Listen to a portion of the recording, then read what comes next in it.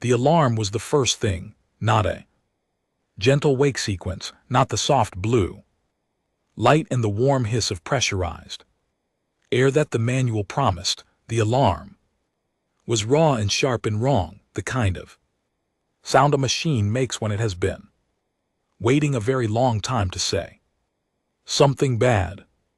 Elena opened her eyes. The cryopod ceiling was right there, too. In from her nose, the same scratched plexiglass she had stared at when the door sealed, but the scratches were different now, deeper, and there was something growing in the corner of the seal, a thin green-black line, organic and patient, that had not been there before. She blinked. Her body felt like furniture that had been in storage too long. The display panel on the inside of the lid was flashing a number. She read it 3 times. She read it a 4th time. 1,040,2,311. Years, 7 months, 16 days. The recalibration had to be wrong. She reached up with one stiff arm and ran the diagnostic manually. Her fingers remembered the sequence even when the rest of her brain was still catching up. 3 taps, hold 2 taps. The display ran the check. Returned the same number. She said very quietly, "Pod 7, I have always hated you." The pod clicked and the lid cracked open, and the smell hit her before anything else, not the recycled metal tang of the station, not the clean emptiness of controlled atmosphere. This was rain and copper and something warm and green and alive, something that had been growing for a very long time, without anyone giving it permission. She sat up, or she tried to. Her muscles had the structural integrity of wet paper. She made it halfway and stopped, gripping the pod edge, breathing. Her heartbeat was loud in her ears, loud in her teeth. The station was gone. Not dramatically gone, not debris and fire, just gone the way a building goes when a forest gets 1,000,000 years to have an opinion about it. The walls were there still in shape and in memory, but they were buried inside something else. Now, vines the diameter of her thigh ran through where the corridor used to be. The ceiling panels had become soil. The floor had become something she would need to catalog later when her legs worked. She looked at her hands. They were the same hands. That seemed unreasonable.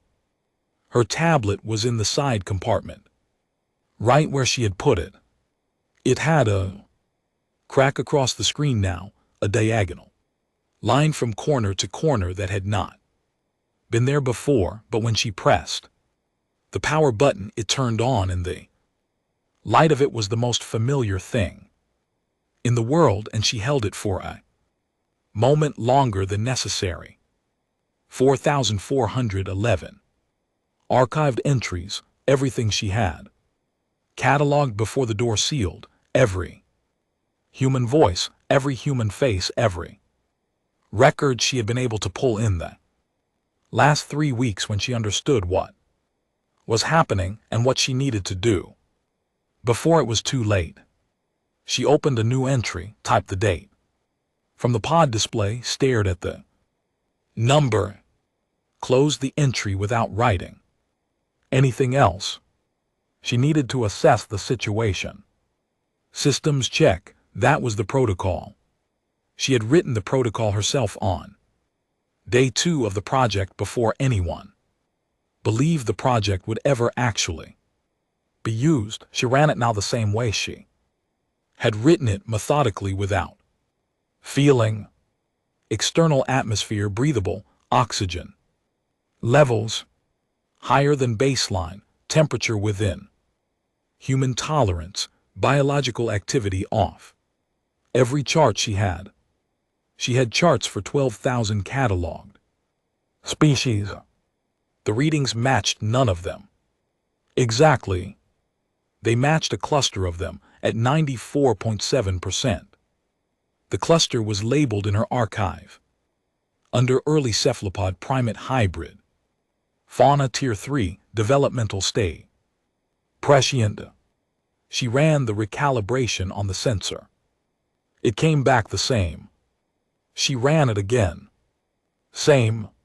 She put the tablet down and picked it up again and ran the atmospheric scan from scratch manually, step by step, because the calibration was clearly off, and this was a problem she could solve, and she was going to solve it right now.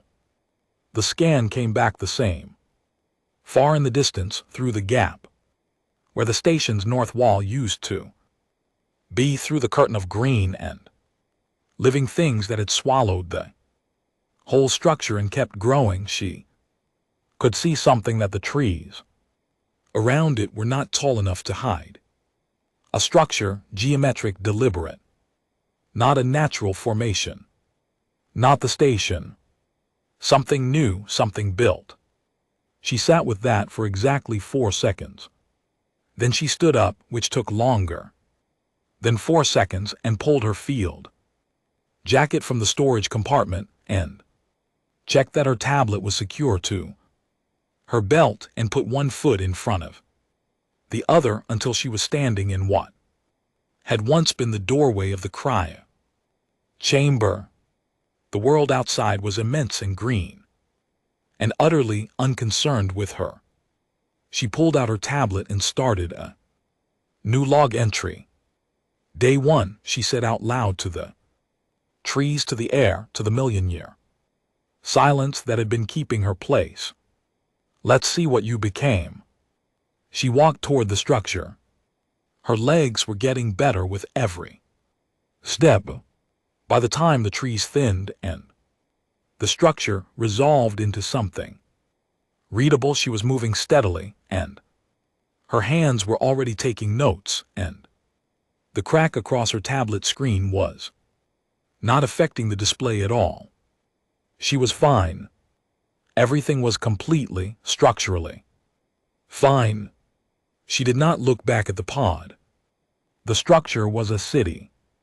Not immediately. First it was a wall, then a gate, then a road that was more grown than built, the stones set into the earth with the particular logic of something designed around roots rather than in spite of them. Then it was a market, if markets had 7-limbed vendors arranging objects on woven platforms, while 2 of their limbs conducted an entirely separate conversation with someone across the square. Elena stopped at the edge of the tree line and watched. They were tall, taller than she expected.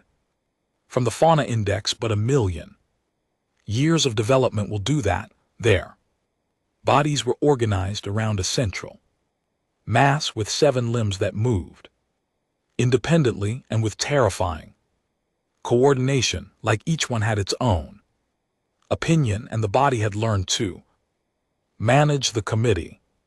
Their skin shifted color in subtle gradients as they moved, not dramatically, just the way a mood crosses a human face. She had 700,000 words in her archive. She did not have a word for what she felt watching them. She stepped out of the tree line. Things went badly within the first 30 seconds. The road was higher than it looked from the trees. There was a root. Her boot found it at exactly the wrong angle, and the next thing she knew, she was pitching forward with the elegance of a supply crate rolling off a loading dock, arms out, tablet clutched to her chest, and then she hit something that was not the ground. The something was warm and solid and very large. She bounced off it and sat down hard on the road and looked up. 7 limbs, central mass, 4 eyes, arranged in a horizontal band across what she was choosing to call a face. All 4 eyes were directed at her with an expression she had no cultural Context for but which felt deep in her gut, like the expression a person makes when they are trying very hard not to react to something unexpected. "I am fine," she said in English, because her brain had not yet unlocked any other option. The creature made a sound, low and complex with harmonics she could feel in her sternum. She looked at her tablet. Translation module was running. It was pulling from the archive, from the 40 prelinguistic and proto-linguistic base structures she had cataloged, cross-referencing the phoneme patterns, building something. The progress bar sat at 11% and did not move quickly. The creature spoke again, softer this time, slower, like it had noticed the tablet and drawn a conclusion. She thought, they know what a tablet is, they have seen this before. Then she thought, they have seen a tablet before because someone like me was here before, a long time ago. Someone like me stood in this world and they remember. The translation bar hit 23%. She could pick out one word, repeated twice in 2 separate sentences. She knew that word. It was her word, her species word. They were saying human. She sat on a road in a city she had never seen, in a world that had grown over the bones of everything she had ever known, surrounded by 7-limbed beings descended from creatures she had cataloged as presentient 1,000,000 years ago, and they were saying her word like they had been waiting to say it out loud. The translation bar hit 47%. She stood up, brushed off her jacket, and said that very clearly, "My name is Elena. I have a lot of questions." The creature's color shifted, warm, something in the amber range. It put one limb out, palm forward, in a gesture that needed no translation at all. They took her to the elder.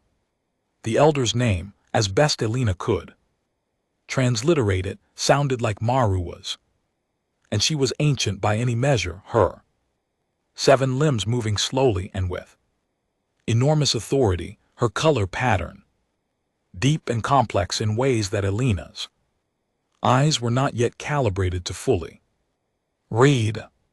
She received Elena in a room built for large gatherings but currently empty. Just the 2 of them and a translator who was working from the same linguistic structure Elena's tablet was building, from which meant they understood each other at a pace that was technically functional but emotionally slow. Myra was studied her for a long time. Then she asked through the translator a question that arrived as, "Are you the sleeping one, the one the pod marked pending?"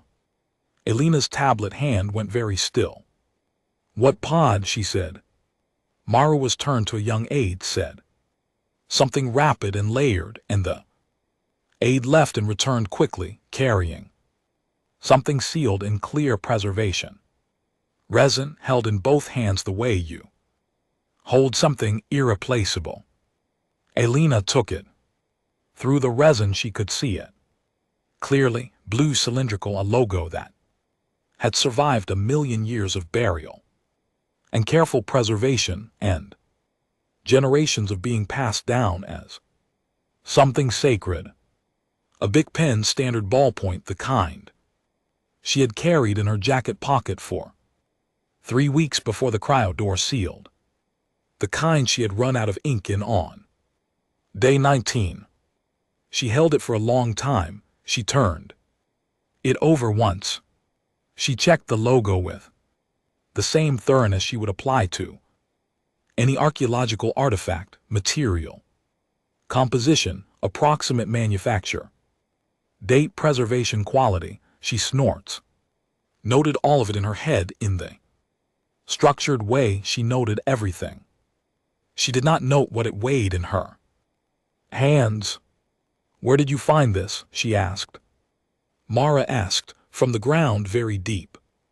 in the layer that the historians call the human stratum, found over many centuries in many places, carefully kept as they were asked to keep it. Asked by whom, Elena said. By those who were here before, Mara said, by the ones who taught us to keep the fire going. Elena put the pen on the table between them, then she picked it up again. Then she put it in her jacket pocket because it did not belong in a display case. I need to know what happened, she said to my people. What happened to the humans? The room went very quiet. Mara asked, is color shifted to something in the blue-gray range? The aide was still. The translator paused for a moment that was not about language. Then Mara spoke, and the words came through slowly, choosing carefully. She said, we have a word for the grief. That belongs to someone else's ancestors. We learned it from the records they left us. We have used it for a long time. We used it because they told us we would need it. They knew we would grieve for them. They told us that was the right thing to feel. The translator offered a word Elena did not recognize, something that sat between languages. Kivuli, the translator, added, it is the word they used for you specifically. It means shadow. They said a shadow would come. They said to keep the record open until the shadow arrived. She had been marked pending for 1,000,000 years. She sat with that. She sat with it the same way she had sat with the timestamp in the pod and the sensor readings that would not recalibrate in the sound of her own heartbeat in a world that had moved on without her. Then she opened her tablet to a new log entry and started cataloging the room. She described the architecture, the material composition of the walls, the approximate construction period, the acoustic properties of the ceiling. She wrote a detailed entry about the preservation resin technique and its superior properties compared to the archival methods of her own era. She did not write about the pen. She put the tablet away. She asked Maru if there was somewhere she could stay. There was, of course there was. It had been ready for a long time. The room they gave her was built for a biped. That was what hit her first, not the scale or the quality of it, the shape. The door frame was the right height. The sleeping surface was flat and long. The shelving was at a height that needed no adjustment. Someone at some point in the history of this city had built a room that assumed a human would one day need it. She stood in the doorway. Then she walked in and put the pen on the shelf and sat on the edge of the sleeping surface and stared at the wall and said nothing and felt a great deal that she declined to log. She stayed there until the light outside changed, and then she stayed a little longer, and the city beyond the window continued making the sounds of a living place, and eventually she opened her tablet and started a new maintenance log for Pod 7, and by the time she stopped writing, it was 3 pages long, and she had only covered the first 70 years of calibration drift. She felt better. She had a lot more to write.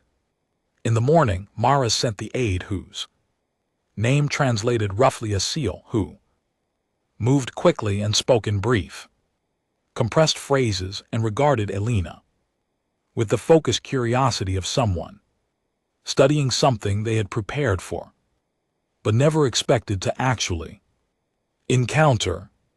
Seal was young by Oru standards. Probably, Elena was still calibrating the age-to-appearance correlation. The great repository, Seal said, through the translator in Elena's earpiece, which had improved overnight. because she had fed it 6 more hours of spoken Aru from the ambient recording she had taken at dinner. Mara says you must see it. What is it? Elena said. Everything, Seal said and appeared, entirely satisfied with that answer. It was 11 kilometers of living crystal. That was not a metaphor. The repository grew. Elena could see it when they arrived. The outer structures, incrementally taller than the survey Seal referenced from last season, the lattice expanding at roughly 2 millimeters per week, adding new nodes to its storage network the way a tree adds rings. It stored information in crystalline molecular patterns, and it also, Seal explained at some length while Elena walked with her head tilted back, was capable of generating new connections between existing stored nodes, which meant it did not simply keep knowledge. It thought about it. It thinks, Elena said. Slowly, Seal said, not the way you think, the way a mountain decides where the river goes. Elena took 6 pictures of the exterior, opened a new catalog entry, stopped. She had not asked the obvious question. How old is it? She said. Seal gave a number. Elena did the conversion. The repository had been founded 847,000 years ago. She walked through the entrance, which was shaped for Oru anatomy, and the moment she crossed the threshold, something happened that she was not prepared for. The entrance chamber lit up. Not the ambient lighting, something deeper inside the walls, a specific sequence like a pattern activating.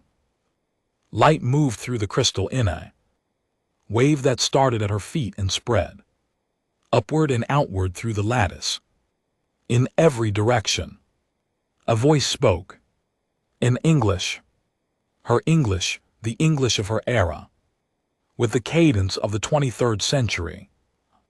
Cadence she had been the only living speaker of since she woke up.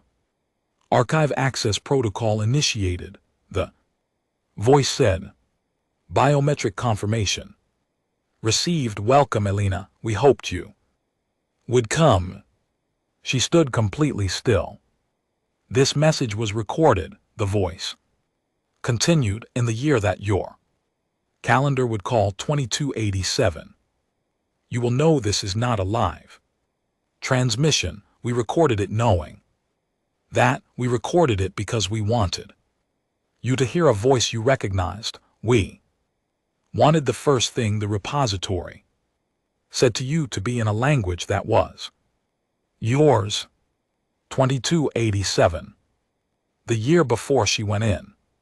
Someone had recorded this message while she was still awake. We have prepared an access path. Voice said, walk to the blue-lit node. Everything we built here, everything we kept is yours, all of it was always yours. The blue light was 40 m ahead at the end of a path through the crystal lattice. She walked it. Her footsteps were the only sound in the whole 11 km. The node was a column of crystal at head height, and when she placed her hand on it, the surface was warm in a way that felt like temperature and also like something she did not have a word for. The archive opened. The crystal expanded layer by layer, unfolding its stored data into a format her tablet could read, feeding directly into her translation module, and Elena stood in the center of it and read. She read for a long time. The short version, assembled over 6 hours, was this. Humanity had known, not in the vague, anxious way of any species that suspects its time is limited, but with the specific clarity of a civilization that had finally learned to read the long-range stellar data. A slow catastrophe was coming. Not quick, not survivable by staying the timeline was 3 generations out when they confirmed it, which was enough time to do something other than panic. They had chosen to do something. The Oru's ancestors, the presentient hybrid fauna she had cataloged in Tier 3, had been identified as candidates. Intelligent, social, adaptable, with the right guidance and enough time, the record said they could become something extraordinary. Humanity had given them the time. 40,000 years of careful, patient, generational work, teaching without controlling, guiding without disrupting. The records of it were meticulous and sometimes hard to read, not because they were sorrowful, but because they were written by people who loved what they were doing and knew they would not live to see it finished. One record written by a woman named Clara Owen in year 12,000 of the project said only, "They asked where the stars come from today. We told them the truth. They were not afraid." Elena read that entry twice. She did not read it a third time. The human civilization had not been destroyed. It had translated. The repository used that word specifically and deliberately. They had moved collectively across 4,000 years into something the repository described in language that was more physics than biology. They had gone somewhere, not quietly, not sadly. They had gone the way humans go. Anywhere with arguments about the best route and complaints about the timeline, and an absolute refusal to leave until the people they were leaving behind would be okay. They had left a signal. Elena found the coordinates. She ran the stellar drift calculation. The signal was still active, 1.4 gigahertz constant, 1,000,000 years of constant. She was already calculating what it would take to reach it when the repository offered her one final file. The last transmission, 17 minutes audio only. She sat down on the floor of the repository. She pressed play. A woman's voice, older, singing in a language that was part something Elena recognized and part something that had grown in the centuries between them. A melody she had never heard and somehow already understood, the kind of song that is the same song in every language, because it is not really about the words. The repository had been broadcasting this on a 1.4 gigahertz loop for 1,000,000 years, because someone had decided the universe should always have a human song in it. Elena listened to all 17 minutes. She sat on the floor for a little while after it ended. Then she stood up and walked back to the entrance and found Seal waiting outside with the particular expression of someone who has learned not to ask questions and instead just holds the space. "I need a ship," Elena said. Seal said, "Marwa said you would say that." Did she have an answer? She said, "We have been keeping one ready for a very long time." The ship was called Venisara, which translated as the one that waits with purpose. Elena chose to find that reasonable. It was Oru-built, which meant it was Oru-shaped, which meant the corridors were wide and the vertical clearance was designed for radial anatomy, and the control surfaces were arranged in a 7-point configuration that assumed the operator had 7 limbs in simultaneous use. The ship's original crew complement was 12 Oru.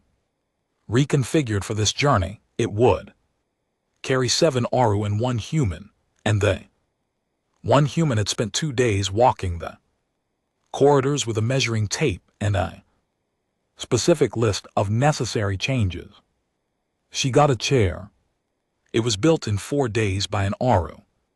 fabricator named Den who worked without sleep and produced something that was exactly the right height and slightly too wide and entirely functional. And Elena told him it was excellent work. And he held very still for a moment in the way she was learning to recognize as the Aru version of being pleased. She told Maras she was leaving. We know, Maras said, the old Oris. Color was something in the warm range. Kivuli walks toward the light. This is the nature of a shadow. That is either very profound or very simple, Elena said. Both, Maras said, most true things. Lord, the crew was 7. Seal came without asking, simply by being at the ship when the departure window opened and looking at Elena with an expression that contained no question and considerable certainty. Den came because he had apparently decided that a vessel he had modified was now his responsibility.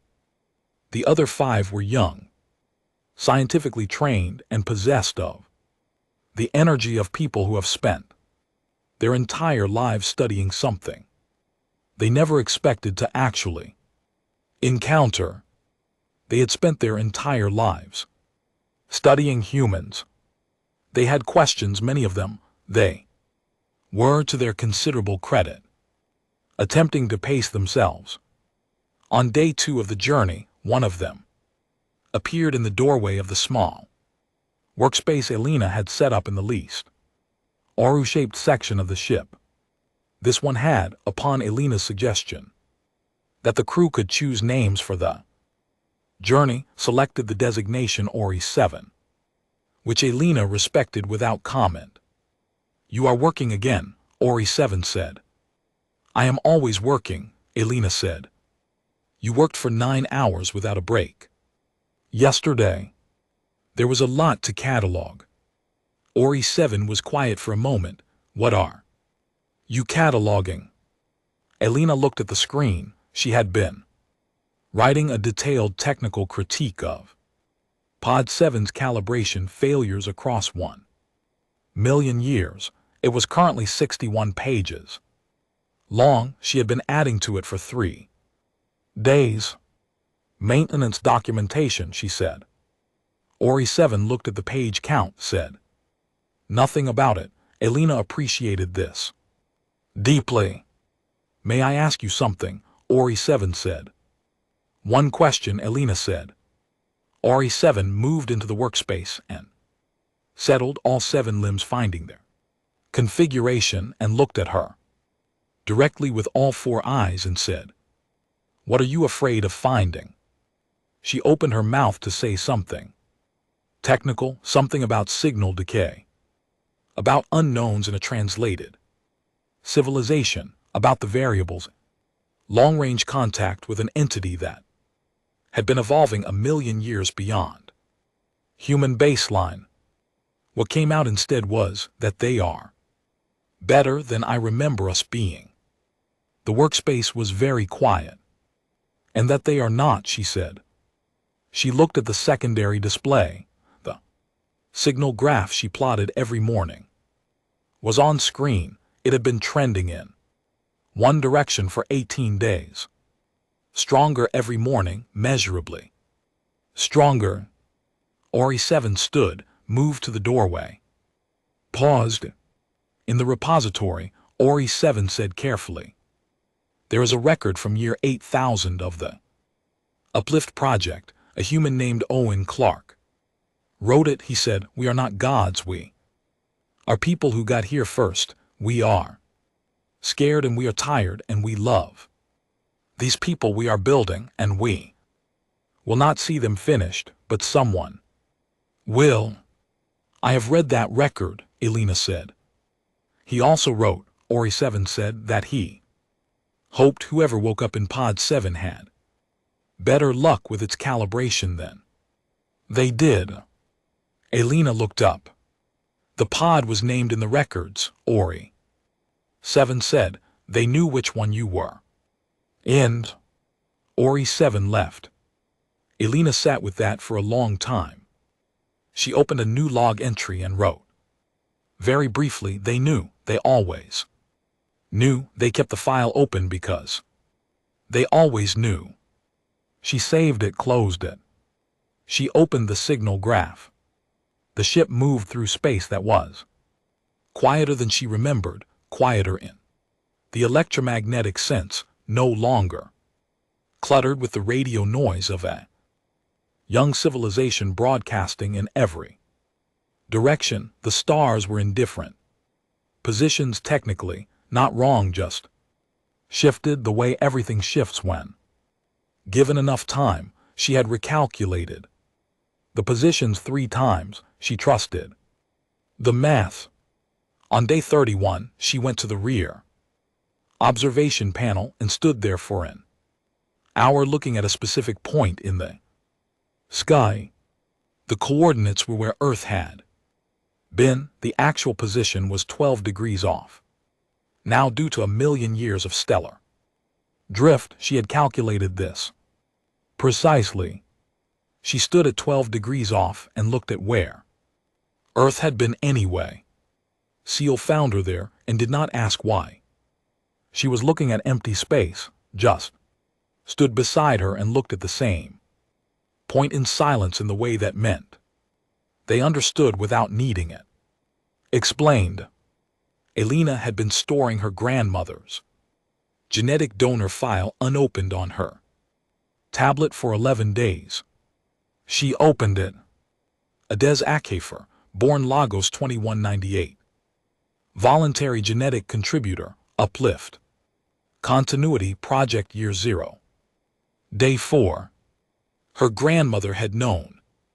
Before Elena was born, before any of this, her grandmother had walked into a project office and made a contribution to a species that would not fully exist for 500,000 years because someone asked, and her grandmother was the kind of person who said yes to things that mattered even when she could not see where they ended.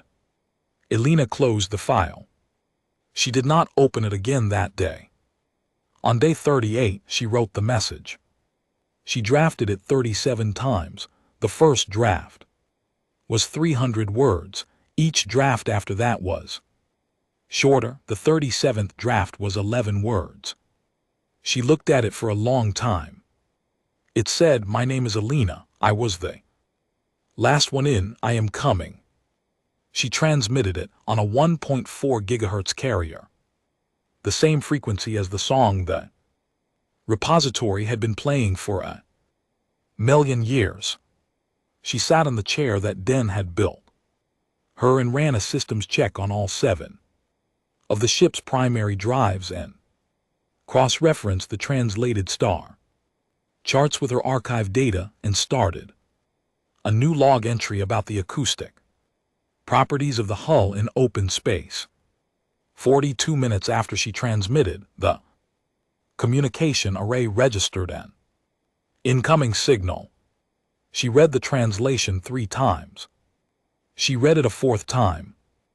It said in English, in a form of English that was older and richer and more layered than anything she had archived. A form that felt like English the way cathedral feels like a house. We wondered when you would wake up. She was quiet for a moment. Then she said to Ori 7, who had appeared in the doorway at the sound of the alert, "Tell the crew we have an estimated arrival in 12 days." Ori 7 made the sound that meant understood. Until then, Elena added, "That the chair is excellent." She turned back to the screen and the signal that was now strong enough to carry harmonics, and she started building the translation module for what came next. Her hands were very steady. She had a great deal of work to do. They came out of the transit point into a system that was not on any chart she had, because her charts were 1,000,000 years old, and 1,000,000 years is enough time for a civilization to rearrange things significantly. There were 43 planets, not naturally. Naturally, there had been 11. She could reconstruct the original system, architecture from the mass distribution. But the remaining 32 had been moved, repositioned, arranged with a precision that did not suggest engineering so much as intention, a deliberate organization by a civilization that had decided it, preferred a different configuration, and had the patience to achieve it. The fourth planet was surrounded by ring structure that was not astronomical but architectural, continuous surface circling the planet at equatorial orbit, and on the surface of that ring, visible even at this distance as a texture, a pattern that resolved as the ship moved closer into individual structures, buildings, and entire civilization spread across a band that encircled a whole world. Seal made a sound Alina had not heard from an Ari before. She logged it for later, filed it under wonder, encountering the incomprehensible at scale. A voice came through the communication array, the same English as the message, older and warmer, and carrying something that was unmistakably human in origin, even after everything that had passed. Then, Asara, you are cleared for approach. We are sending a flight path.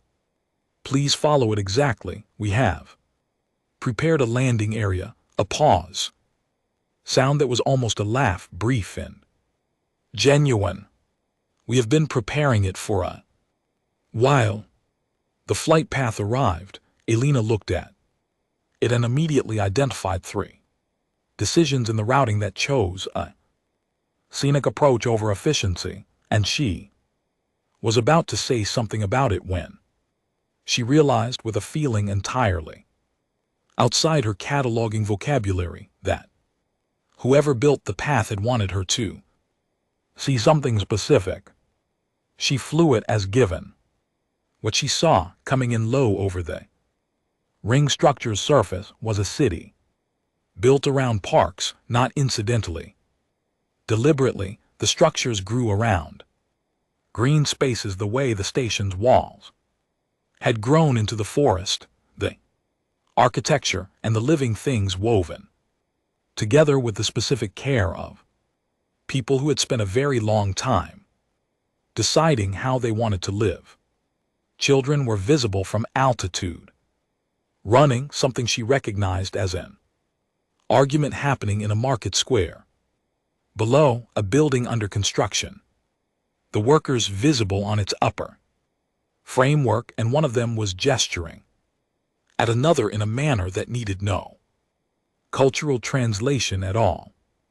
She thought they are still arguing about the right way to build things. She thought, of course they are. The landing area was marked with a beacon and surrounded by a crowd that was carefully maintaining a respectful distance, which was itself a piece of information. Someone had organized that distance. Someone had decided the right thing was to give her room. She sat in the ship for a moment after the engines cut. Ori 7 appeared beside her, said nothing, just stood there in the way Seal had stood at the observation panel, present, without demanding anything from the presence. Ready, Ori 7 said. No, Alina said. She stood up and walked to the landing ramp and stepped out. The air hit her differently than the air on the Aru world. This air knew her. That was not a scientific observation. It was the kind of thing she did not normally log, but it was true in the way things are true when they reach you below the level of language. The person who came forward from the waiting group was a woman, older, unhurried, with a particular posture of someone who has spent a long time in command and settled into it comfortably. Her name, she said, was Nina Hale. She said it simply, without title or ceremony. She looked at Alina the way you look at Someone you have been reading about your entire life and have finally, after a very long time, gotten to meet. Elena Vasquez Okafor, Nina said. Status arrived. Elena said, someone kept that file open. For 1,000,000 years. Yes, Nina said, we take our archives. Seriously? Elena looked at her for a moment, then. She said, who was she, the woman? Singing in the repository transmission. I went through every record I have. I could not find her. Nina smiled. It was a complicated smile. The kind that carries a long story in a small space. Her name was Grace Tello, Nina said. She was not in any official record. Because she held no official title, she was a maintenance engineer for the cryo systems. She recorded the transmission because someone told her to, and she said she would only do it if she could sing something because she said 1,000,000 years of silence needed something warm in it. Elena said nothing. She never did anything else. Historically notable, Nina said, she repaired cryo-calibrations and she sang one song and she went home.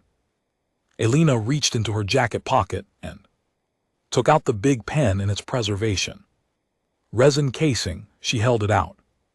Nina looked at it, her expression shifted into something older, something that was not personal memory, but was very close to it, the way you recognize a face from a photograph you grew up with. We found several of those over the centuries, Nina said. In various archaeological layers we kept them.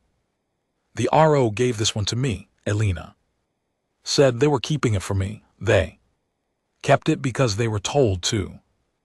In 40,000 years, you cover a great deal of material, Nina said. She turned and walked back toward the city, and Elena walked beside her, and behind them Ori 7 and Seal and Den, and the rest of the crew followed, and the crowd that had been maintaining its respectful distance moved with them, not pressing in, just present, the way people are present when something they did not expect to actually happen finally happens. The city was extraordinary, Elena catalogued it as they walked, not as deflection, genuinely as the appropriate response. The material science alone was enough for 100 separate entries. The botanical integration represented techniques she had no framework for. The energy infrastructure was invisible, meaning it was fully embedded, meaning someone had resolved 3 separate physics problems that our era had considered unsolvable. She also noticed that the bakery they passed was having some kind of disagreement about its display arrangement, visible through the window. 2 people completely certain of 2 different configurations. How many people, she asked Nina, in this system? Currently around 18 billion, Nina said, across all 40 star systems, closer to 400 billion, not counting the ones who chose the translated path. We keep a rough estimate for those. A rough estimate, Elena said. They are not easy to count, Nina said. They check in occasionally. They seem to be well. They walked through a park that had a fountain in it, and the sound of the water was the most recognizable sound she had encountered since waking up, and she did not slow down, but she noted it and filed it under some things do not change, and that is not a small thing. The building Nina stopped at was not a government hall or a monument. It was a research facility, the kind of building that hums quietly and smells like filtered air and has too many screens visible through its windows, the kind of building where people forget to eat because they are in the middle of something. Nina stopped at the entrance. We have a position, she said. We have needed an archivist for a very long time. We have excellent archivists, but we have a backlog that is, in technical terms, significant.